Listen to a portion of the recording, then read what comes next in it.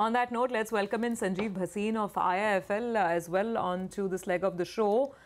Sanjiv, your thoughts? And I mean, I know that you had taken a bit of a contrarian view. You were willing to look at beaten down bank stocks like the curve. But now, looking at the kind of rally, I mean, Axis Bank, 52-week highs we're talking about on some of these stocks, ICICI Bank, SBI. Is there more juice left here? Yeah, hi. So, well, in the short run, they've had a, very, very smart pullback. And now, Surbi, don't look at the next 3 months because I think you will see some sort of profit booking and plateauing. But look at the next 1 year, if I can tell you, I can stick my neck out that 15,000 on Nifty by next Diwali is definitely on the cards. But the only elephant in the room is the election and what the volatility can be for 2 days or 2 months. However, we think corporate-facing banks are in for the next best 3 years, which they've seen in a long time. So whether it's State Bank, Bank of Baroda, ICICI, Axis or an RBL, you have to be in these banks. Now, whether you buy them on declines or you make a SIP, but we think they are going to outperform the large, heavily priced retail banks. Bank Nifty for us, 30,000 is a near-term target, so you can still see some more upside. But definitely you have to keep them in a 2-3 year view. That is where you will make real money. And just to be more contrarian, we've also been positive on the power finances and the power stocks.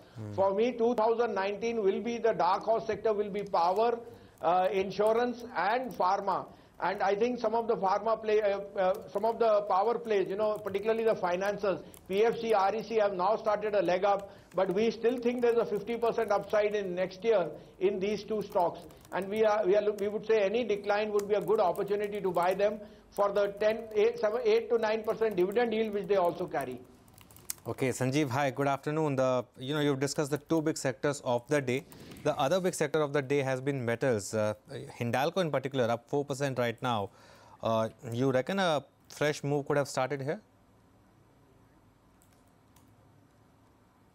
Yeah, so good point, Anuj. If I can name 5 large caps where even I'm very comfortable at 11,600, it has to be Hindalco, Ultratech, L&T, ITC and Sun.